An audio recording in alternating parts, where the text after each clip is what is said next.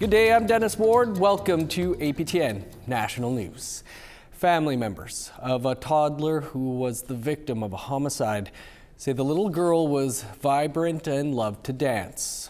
Manitoba RCMP announced on Thursday the death of a 2-year-old girl on Bloodvein First Nation. The girl has been identified as Jessiah Young. Her primary caregiver, her grandmother, 56-year-old Burma Sky from Bloodvein First Nation, has been charged with second-degree murder. Josiah's aunt, Roberta Goosehead, says she raised Josiah as her own until last October when she was struggling finding childcare and missing work. That's when Sky took the 2-year-old into her care. Goosehead says Sky immediately cut off communication with her. She says Josiah loved music and dancing. Jessiah was really happy, she loved to dance, she loved to cuddle. No, she was just a really happy baby. She longed for that, long hugs and, she was really lovable. This Saturday will mark a grim milestone for a First Nation in Northern Ontario living under the longest boil water advisory in Canada. February 1st marks the 30th year without safe drinking water for Niskantika First Nation, an anniversary the chief says is unconscionable. Niskantika First Nation is 430 kilometers northeast of Thunder Bay. Residents have been forced to rely on bottled or boiled water for drinking, cooking, and hygiene. Multiple attempts have been made over the years to resolve the boil water advisory.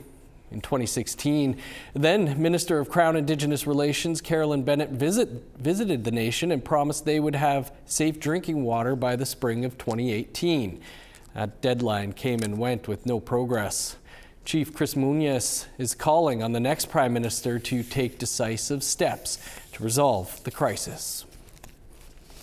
The first Indigenous candidate to run for the leadership of the Liberal Party of Canada has ended their campaign. Mi'kmaq Member of Parliament Jaime Batiste made history last week when he announced his leadership bid. If he had won, he would have become the first Indigenous Prime Minister of Canada. On Thursday afternoon, Batiste released a statement saying he believed the best way forward to advance reconciliation, protect the environment, and to address the wealth gap was to endorse Mark Carney. Under the Liberal leadership contest rules, a non-refundable payment of $50,000 was due on Thursday. There are now 5 candidates still in the leadership race, including frontrunners Carney and Chrystia Friedland. Long Plain First Nation's Kyra Wilson has been elected as the Assembly of Manitoba Chiefs' new Grand Chief, winning over half of the total votes on the first ballot. Reporter Sierra Bettens has more from Wednesday's election. Tears of joy erupted from the crowd as Kyra Wilson was elected the next Grand Chief of the Assembly of Manitoba Chiefs. The 38-year-old former chief of Long Plain First Nation won the by-election on Wednesday with 37 out of 61 votes. The 3 other candidates in the running were Bava Dillon, Leroy Constant, and Glenn Hudson. Let's put our hands together for the Chiefs and Assembly coming together to vote in Kyra Wilson today. The by-election was prompted by the death of Grand Chief Kathy Merrick in September 2024. Warlike Chief Betsy Kennedy stepped in as acting Grand Chief of the Assembly of Manitoba Chiefs. In the past, Wilson worked closely with Merrick on the campaign to search the Prairie Green landfill for the remains of 2 Indigenous women. I had a really great connection with her late Grand Chief, and she was a strong leader, and I want to be able to honor, that legacy that she left behind at the Assembly of Manitoba Chiefs, and I still feel connected, to her and the work that we were able to do together. Wilson says she plans to tackle many issues as Grand Chief, including housing, healthcare, and accessibility in northern communities. Some of the accessibility issues in some of our northern communities, I know that has been brought up several times regarding whether it's all-weather roads, some of the transportation means that communities have to deal with. So those are some of the things that I definitely want to take a look at. She'll also serve as an advocate for economic reconciliation. Our nations deserve the best, and they deserve the same opportunities as everybody else. So I want to be able to talk to our different levels of government when we talk about economic reconciliation. As Grand Chief, Wilson will act as a voice for First Nations in Manitoba across multiple levels of government. She plans to take a collaborative approach informed by community voices. I want to work together. I want to be able to support our nations, and I intend on doing that. So it's my hope that all the levels of government want to have a collaborative approach. Now a sworn-in Grand Chief, she thanks those who helped her along the way. Everyone has been so supportive, and I'm just so honored to be in this position. And I just want to say thank you to everyone for that support. Sierra Buttons, APTN National News, Winnipeg. Donald Trump, the new president of the United States, has signed over 36 executive orders since taking office on January 20th. One of his executive orders was to dissolve diversity, equity, and inclusion policies known as DEIs. The Pentagon's Intelligence Department has now paused all activities, events, and observances to several events during the year, including Black History Month, Pride Month, Women's Equality Day, and National Native American History Month. Former Republican President George H.W. Bush declared the month of November for recognizing National Native American History Month in 1990. It's the first of its kind in the Waterloo region of Ontario. A week and a half from now, an Indigenous daycare centre will open, creating 61 new childcare spaces. CTV's Krista Sharp tells us the goal is to connect families to traditional teachings. 61 brand new daycare spaces. This will hold 15 toddlers. Putting Indigenous culture top of mind. Think about what happened during residential school, about culture being stripped away, the assimilation, about taking the Indian out of the child. This daycare is to put all that back. The ribbon was cut Thursday at the region of Waterloo's first Indigenous child care center.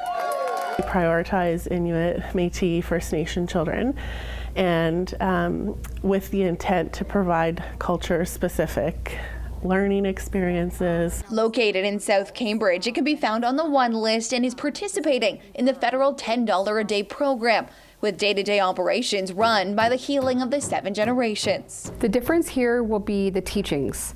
Right now we don't have a clear path on where we're going for teachings. We're leaving it to the community and where they want their children to be, what path they want, the teachings and the language, but that's what's the main difference, having the cultural teachings and the language. It's very important to me because myself, I'm from Six Nations. For parents like Savannah Martin, it's all about her kids being allowed to be true to themselves. I know like a lot of people that grow up without their Indigenous identity, they're really like searching for it, so it's important to me that I give them kind of the best foundation I feel that I can give them. Staff are currently taking additional courses. And then when the students finish the course with the Six Nations Polytechnique, they will have their Indigenous ways of knowings and beings, and then they'll be able to hopefully come on board with us and bring their teachings. The infant room already has a wait list, but the toddler and preschool rooms still have a few spaces left. If you're Indigenous, First Nation, Métis, and Inuit, please get your name on the One List and get registered. Doors open for children on February 10th. Krista Sharp, CTV News. Time for a quick break, but first, a look at a story we're working on for you in the coming days. I'm Tyler Shingoose. Conversations regarding a proposed location for a safe injection site in Winnipeg are ongoing. Community members have raised concerns over the potential effects the site can introduce to an already stressed neighborhood, especially being next door to a school. Here's the thing, every politician I've ever heard when they campaign will say, our youth are the future. But as soon as they're elected, that kind of goes out the window. And the safe injection site, so close to schools, is a testament to that. Coming up soon on APTN National News.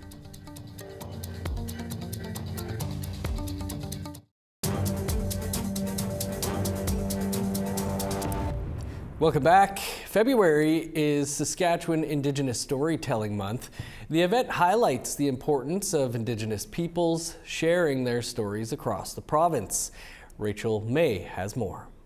So that's a huge component that I've noticed over the years, is that not just that mode of transfer knowledge, but also that utilizing the traditions and the customs to for our modern day and age of inspiring each other and motivating each other, empowering each other, and giving us that positive energy we need to grow and heal and take on the world. For 22 years, Indigenous storytellers have shared their culture and language in Saskatchewan.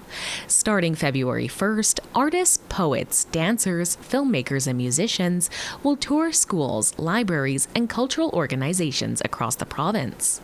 Jessica Young, project coordinator for the Saskatchewan Indigenous Storytelling Project, says a new theme is emerging as the project continues to grow. We talked a lot about intergenerational trauma from the experiences of colonization, and now we're starting to see that the message come through of intergenerational healing, like that strength coming through of like we could do this, we can learn our ways again, we can learn our language again.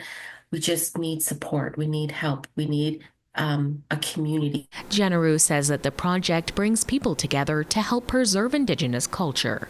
Tequila Friday, a Métis author and claymation artist, will share her work through February at the Chinook Regional Library in Swift Current.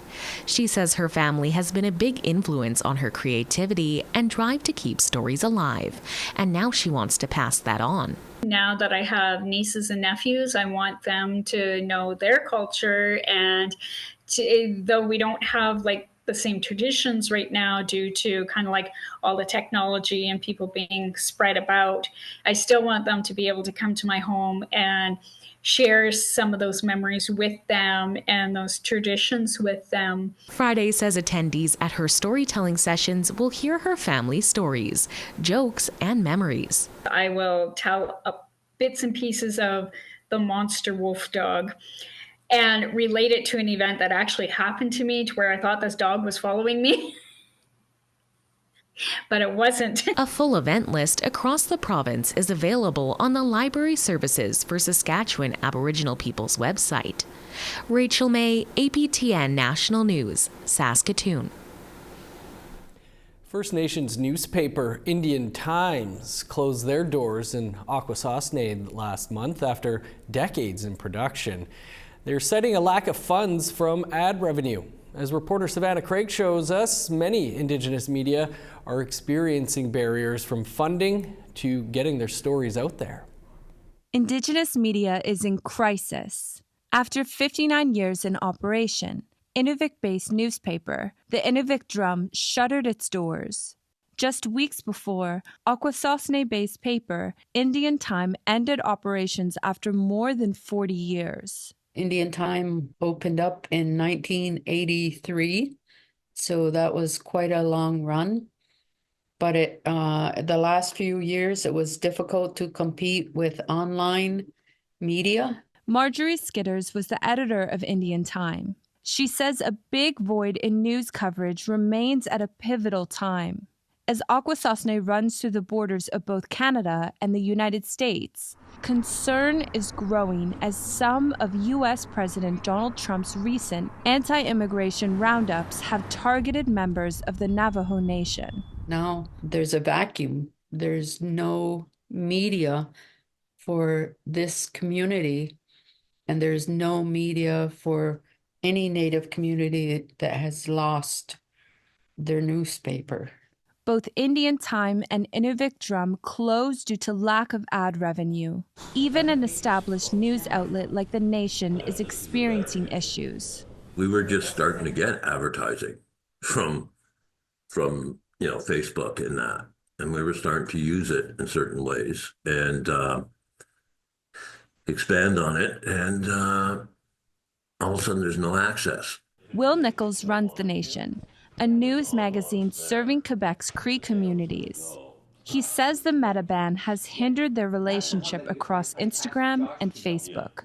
Nichols says the nation also uses grants from the government, but he says these grants are very limited for Indigenous media. Even after 35 years, I'm only making $40,000 a year, and we really can't afford to pay me any more than that. Steve Bonspiel runs Ganawage's newspaper, The Eastern Door. It all depends on how it's structured. He says the paper gets some money from grants, but it is limited. If we were only doing ad sales and only circulation, we'd be in trouble. Out of the fire of the Oka crisis, or known to locals as the Siege of Ganasadage, The Eastern Door was born in 1992. Bonspiel says the paper amplified Indigenous voices and perspectives in the aftermath of the crisis, during a time where Indigenous voices were invisible in the media. Other than that, all my other stories are in. While the Eastern Door remained strong, there's always decisions about cutting costs. Our print bill is so high. I'm like, there's going to come a time where we're like, do we cut this out? Can we make it work online? Even outside of times of crisis, Indigenous-run media is still necessary. It's important for the community to see themselves in the paper and in any media. That's the only way you can understand who you're writing about, who you're covering, the stories you're covering, why the trauma exists, why certain people won't look you in the eye and why others will talk your ear off for an hour, without asking one question. So all of that is understanding our communities. Savannah Craig, APTN National News, Montreal. Great work Steve does over there. The Canadian Armed Forces is appointing its first Indigenous knowledge keeper, who also happens to be a former member of Parliament. Warrant Officer Robert Falcon-Ouellette is being given the honor. Ouellette has served for nearly 3 decades in the CAF, first starting with the Navy League and Sea Cadets. The CAF says the knowledge keeper position represents its commitment to Indigenous spirituality. Ouellette's promotion parade is happening here in Winnipeg at the Minto Armory. Time now to recap this week's web poll questions. And our poll questions for this week were, if alcohol companies put health warning labels on their products, would it make you think twice about how much you drink? Yes, no, or I don't drink. Another question, do you think Alaska's wildlife refuge should be open to oil exploration? Yes, no, or unsure. And should there be stricter regulations on the development and use of AI in Canada? Yes, no, current regulations are sufficient, or unsure. You can go to our website, aptnnews.ca, to cast your vote. A 17-year-old Métis hockey player has just won a gold medal. We'll bring you her story after the break.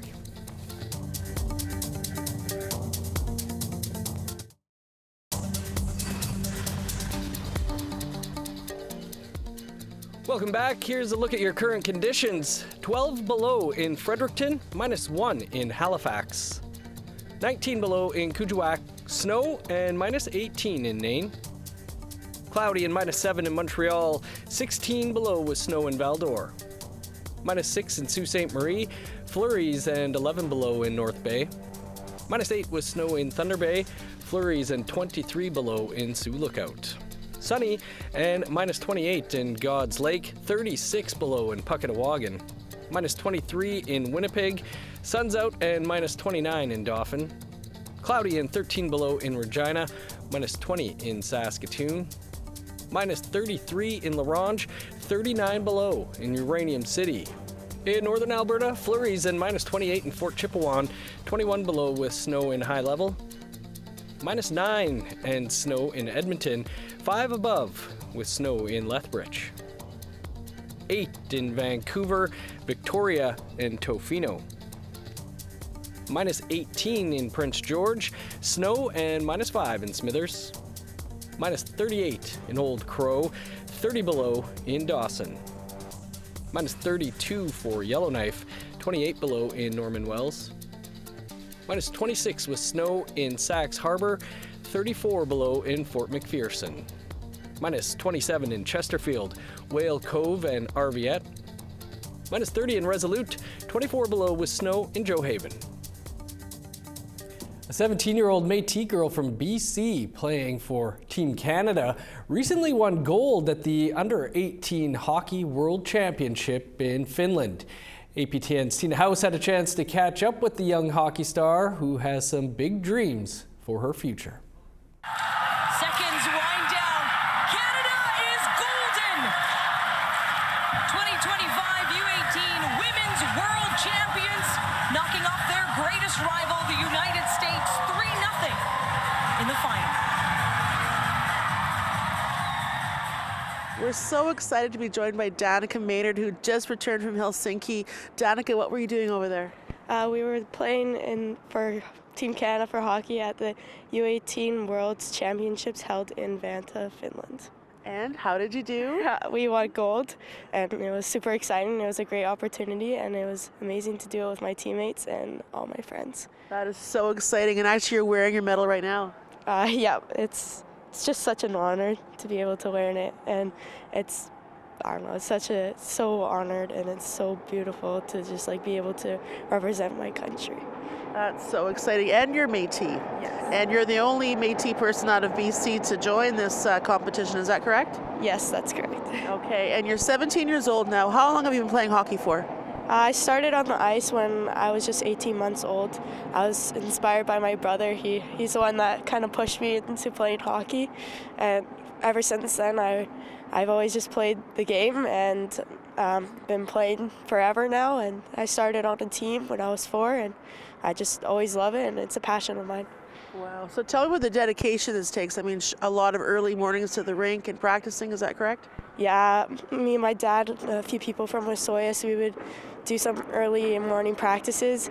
We would always go on the ice Tuesday, Thursdays at 6 a.m. And I think from that, just like waking up early and doing the skills outside of your club team and just pushing yourself every day is what helps you to accomplish goals like this. Amazing. Do you have some role models in the hockey world?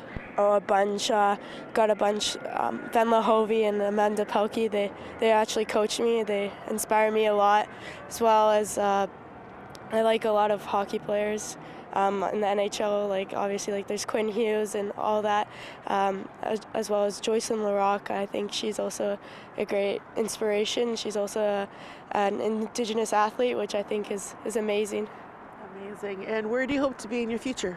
Yeah, obviously I want to play in the PWHL, the new league, but for the next 4 years I'll be at Penn State University studying forensic science. So hopefully that, obviously that will do good, and then can hopefully continue with Team Canada as well, and go to the PW later on. Incredible. Danica Maynard, a young star on the rise. Such an honor to meet you, and congratulations. We're so very proud of you. Thank you so much. Thank you. Back to you in the studio. Good stuff. Congrats. That is all the time we have for your first look at the day's news. You can stay up to date by visiting our website, aptnnews.ca, and I will see you back here at 6 p.m. Eastern Time for your APTN National News. I'm Dennis Ward. Marcy Miigwech, thanks for being with us. Enjoy the rest of your afternoon.